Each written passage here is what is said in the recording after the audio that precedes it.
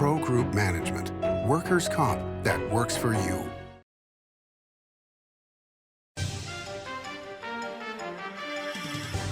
Welcome to Nevada Newsmakers. On the broadcast today, Wes Duncan joins us. He's a candidate for Washoe County District Attorney. Here for the whole show on an all-new Nevada Newsmakers. Welcome to Story County, where history meets innovation, and a pioneering spirit continues to shape our future. At the heart of the Tahoe-Reno Industrial Center, we power the future with global leaders in technology and manufacturing, driving progress that reaches far beyond our county lines. From advanced manufacturing to tech innovation, our industries are creating thousands of quality careers, fueling a vibrant economy that benefits every Nevadan. But it's more than just growth.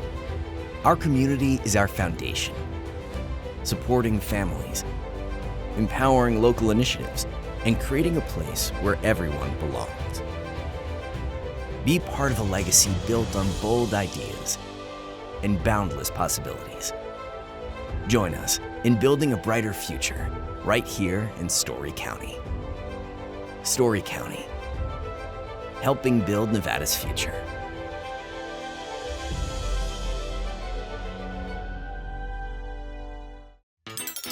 Meet Nevada Health Link, Nevada's official health insurance marketplace. Your link to savings, selection, free assistance, and name brand health insurance, where 90% of enrollees lower the cost of their monthly premium. Everyone deserves access to quality health coverage, no matter your income or family size. Visit NevadaHealthLink.com. A few minutes could save you hundreds of dollars per month.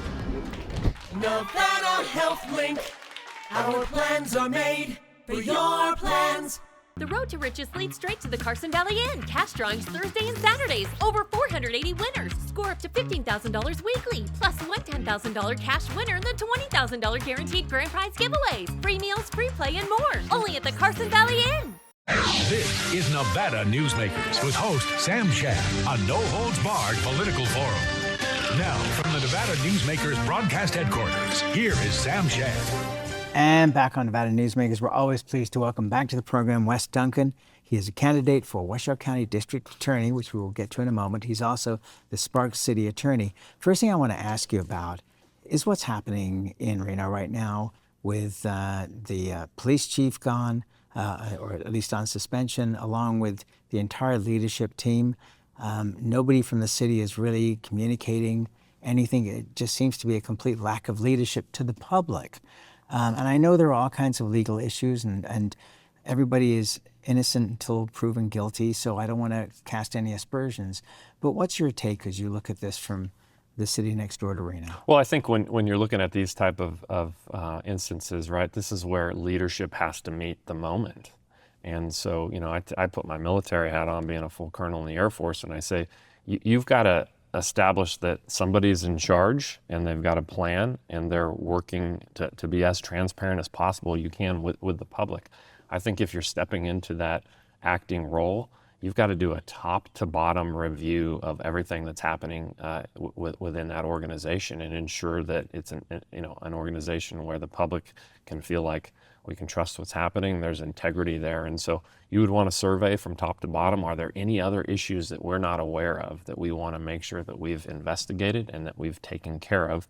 And then, of course, there's certain confidentiality, and there was a Nevada Supreme Court case that recently came out that talks about the investigative files are very confidential.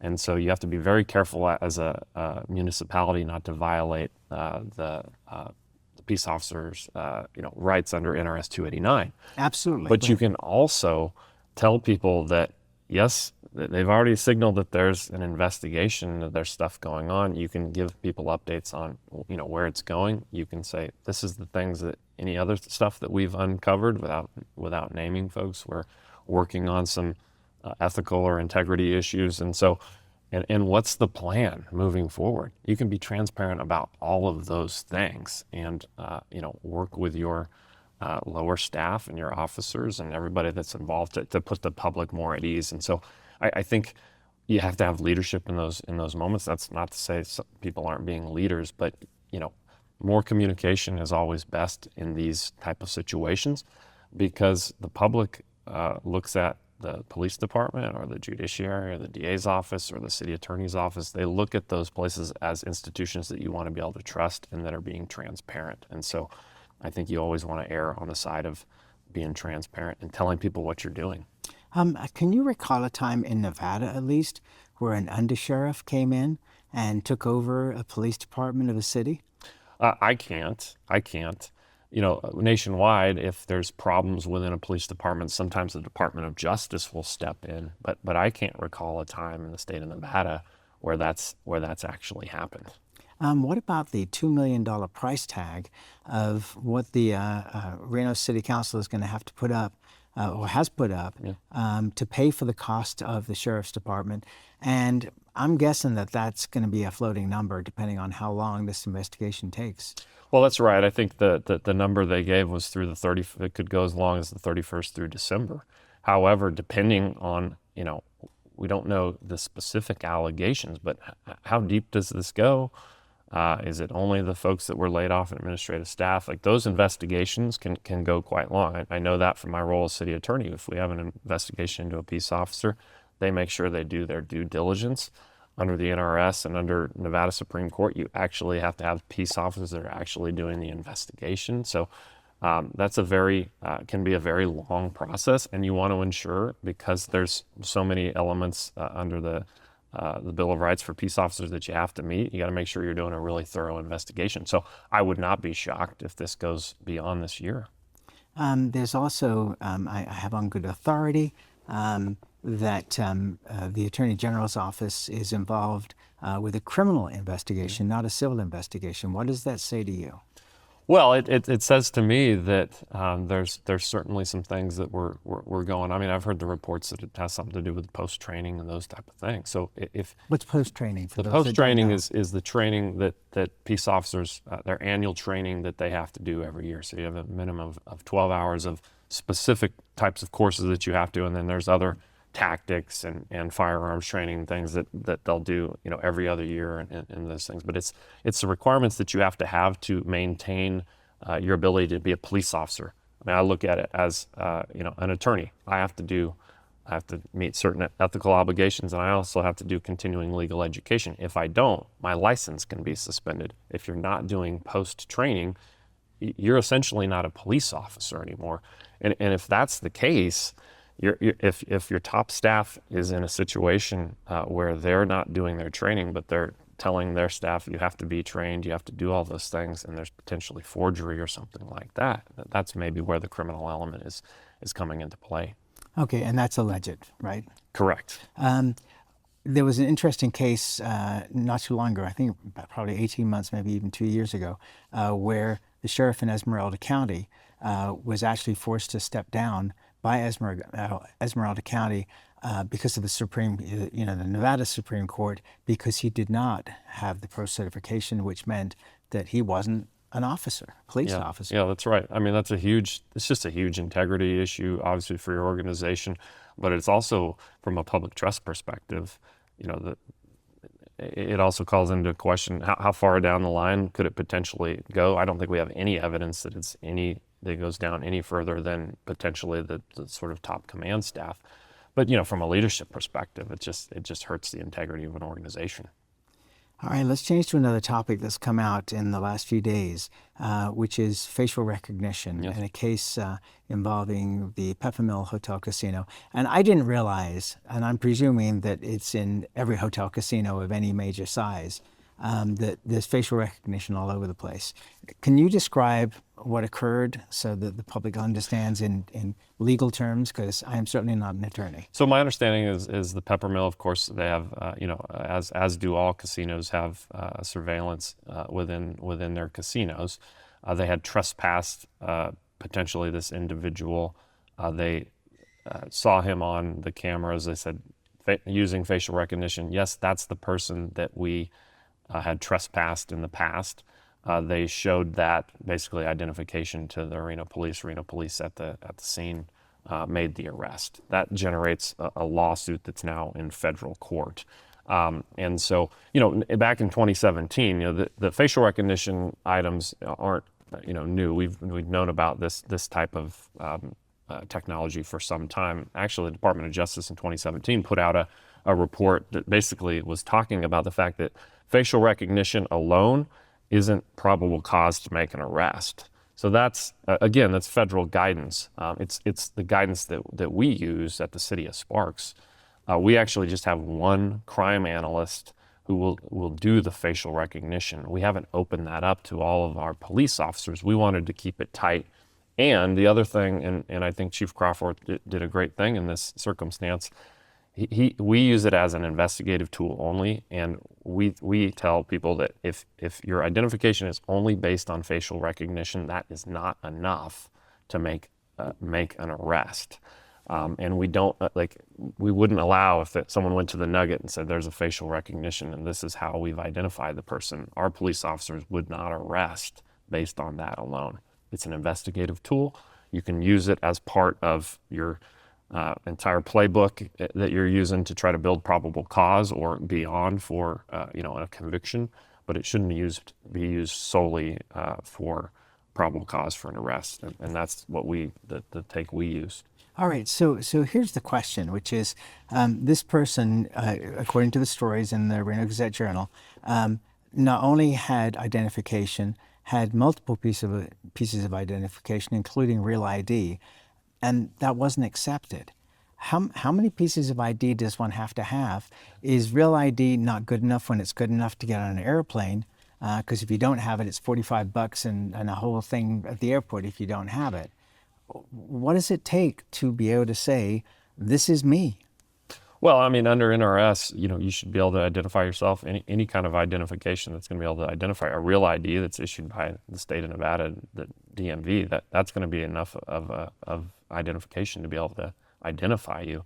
I'm not sure the circumstances of what was happening in that, if they had made the arrest already and the real ID was not on the person, was not on his person, or was somewhere else. But yes, a real ID, if you're able to say, yes, this is who I am, that should clear it up at the scene.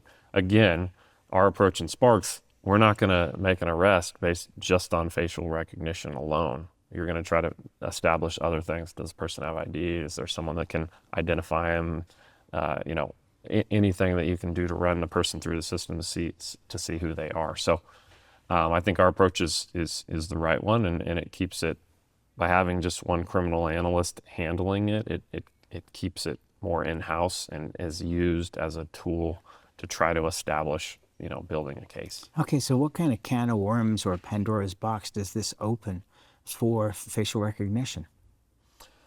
Well, in what sense? Well, in the sense of, does this mean that casinos and other companies that use facial recognition, are they going to have to change the way they do things and coordinate with police departments in the future? Because otherwise they're going to be facing, I'm sure, lawsuits of a great amount. Well, look, I mean, facial recognition, right? We know that, facial recognition cannot be as effective if your cameras are, not high quality, for example, or if the lighting is dim, or if the person, the picture that you got was a side instead of a front-on view. So there's a lot of different factors that play into whether facial recognition is an effective tool.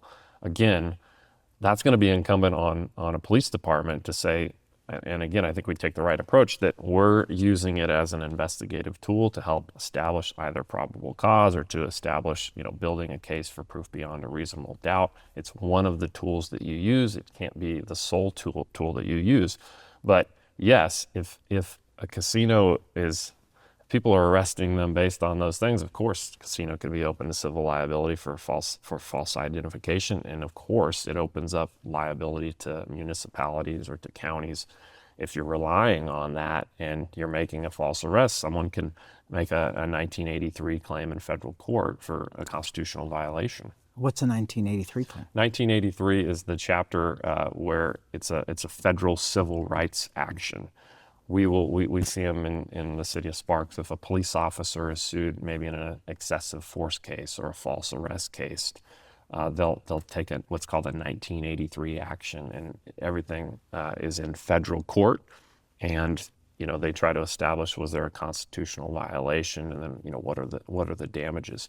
So anytime there's an officer involved shooting, there's a question about the constitutionality or the legality of that. You're typically going to see cases brought in federal court under Section 1983 to adjudicate those cases. Those cases can also be adjudicated in state court. There are state court claims as well, but typically we see them in federal court litigation, because the way the courts have played out in those cases, attorney's fees are almost automatic if there's a finding of a constitutional violation. So you'll find that drives a lot of litigation, and cities have to make a determination, a cost-benefit analysis. If you're going to go years and years into a case, and an attorney is going to rack up millions and millions of dollars in fees, and the case is only worth $50,000 or whatever it is, they're making a cost-benefit analysis of whether it should sue or not. Oftentimes, insurance companies, they'll come in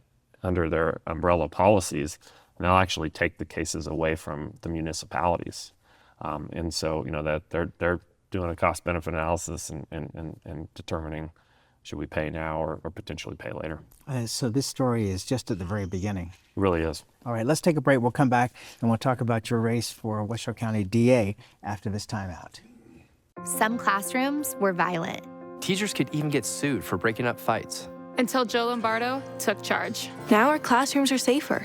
And Lombardo demanded the accountability that was desperately needed. Test scores are up. Graduation rates are up. Kids are learning. And as teachers, we feel appreciated. Governor Lombardo's policies are making a huge difference. For teachers, for parents, and for students. Thank you, Governor Lombardo, for making education a priority. The trucking industry is the most resilient link in the supply chain, moving 95% of our freight in the Silver State. And while essential, the road isn't always smooth. Supply chain disruptions, rising fuel costs, and unrealistic rules and laws that hamper our ability to serve our customers and country. Our prosperity and every sector of the economy, manufacturing, mining, medicine, and food from farm to table, is tied to trucks. There's nothing without trucking. As you know, Reno is booming. Toll's development company is helping it grow with insightful design and development, building community with every project, adding beauty, adding excitement, emphasizing our shared humanity. Reno is becoming bigger. Toll's development is helping it become better, more livable, more enjoyable. To learn more, go to tollsdevelopment.com. tollsdevelopment.com. A power line is more than a power line. It's maintaining the bottom line for small businesses. It's keeping the assembly line moving for our workforce.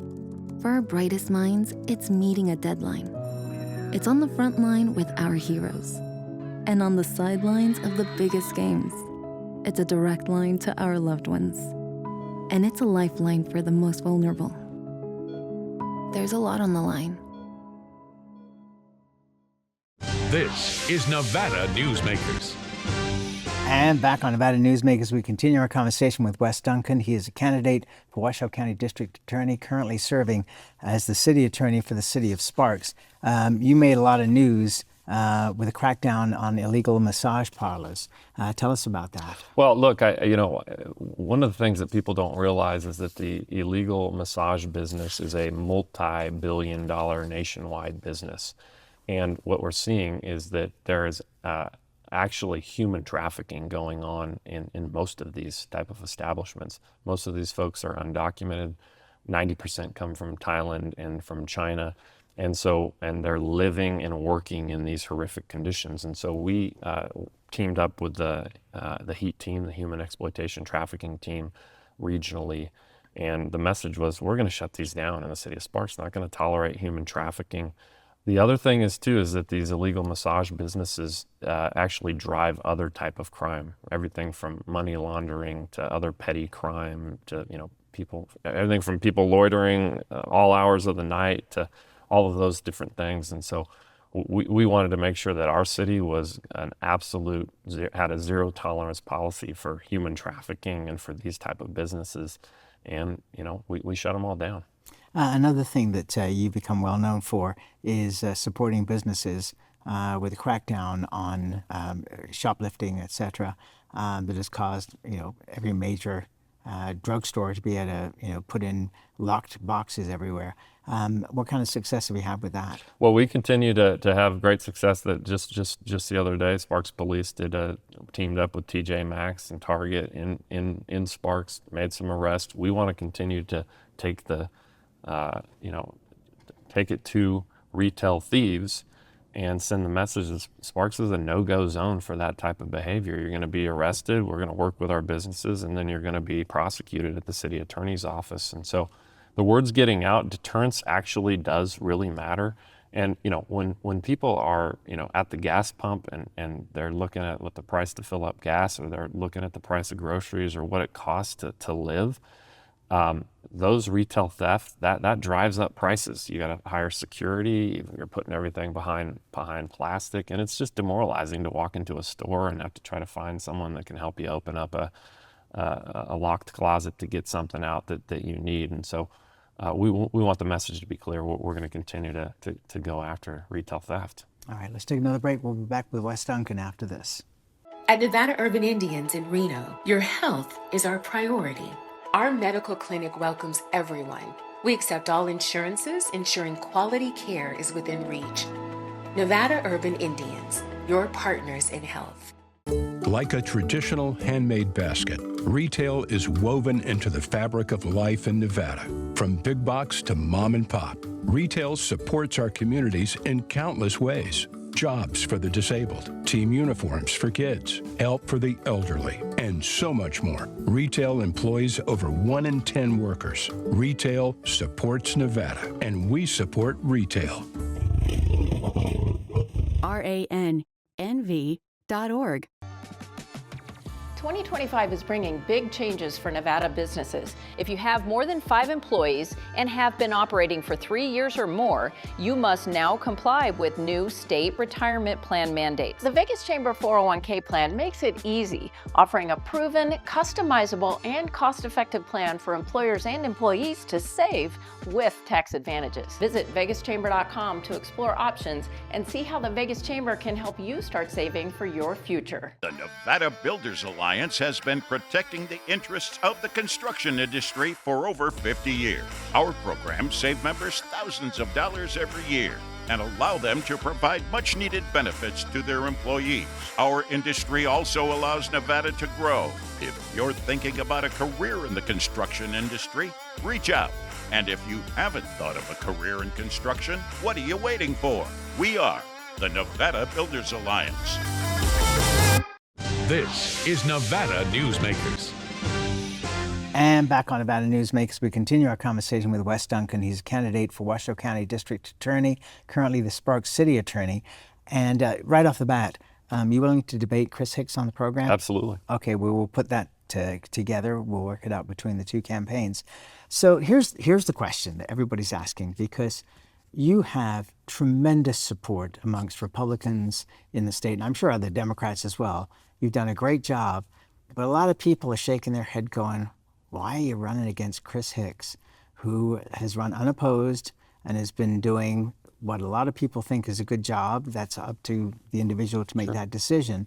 But why would you go after him when there were other opportunities, for example, like running for Attorney General? Well, first and foremost, I'm a mission-minded person, a military officer, serving the rank of colonel. I'm always more interested in what the mission, and the mission in Washoe County, and what you hear from all of our law enforcement partners, is that the DA has lost their trust.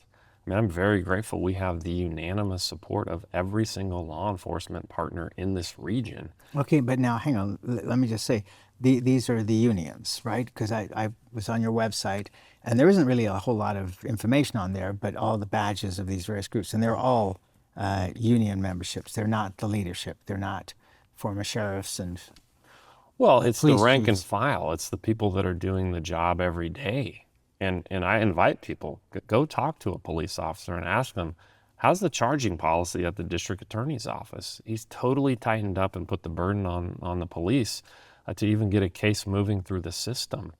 I mean, I can recite case after case. We had a 19-year-old kid named Felipe Acuno who was killed in Sparks on Greenbrae Avenue because the DA's office decided they weren't going to file charges on him when he went to a Reno apartment and shot it up. And then he lost his life. He got shot 6 times. Kimberly Mole was a rape victim. We had an apartment shooting, 7 people shot in Reno that Mr. Hicks pointed the finger and said it was the police's fault. Like, you have to be able to work with your police because you're in the continuum of the criminal justice system and the law enforcement community. Can you imagine the person that you work with in public safety on a daily basis, a year out from this election, said, we no longer trust you to do it. We're going with someone else. That takes a lot of guts. But what it tells you is that there's a major issue there. And so I invite people, talk to your police officers in your community. Ask them about how hard their job is. Ask them how many of their cases are not moving forward through the system. And what's happening is a case is being no charged. And what's happening, those people are getting released back into our community and committing more crimes. All right, so my understanding is the Reno Gazette-Journal is going to have an editorial from several police leaders, former police leaders, addressing some of these issues. And I asked you off the air, but I'll have you say it on the air. You're willing to debate Chris Hicks on this program. Of course. He is too. We'll put together a date, and you can bring up this and all the other issues that you have raised so far. Good luck on the campaign trail, and it's always a pleasure to have you on the program. Thanks a lot. And we'll be right back. You'll be rolling with some swag during the $150,000 Spring Bling giveaways at Tamarack Casino. Make it rain with up to $5,000 in cash every week and 20 large in cash guaranteed during the grand finale drawing. We're blinging in your good times at Tamarack Casino.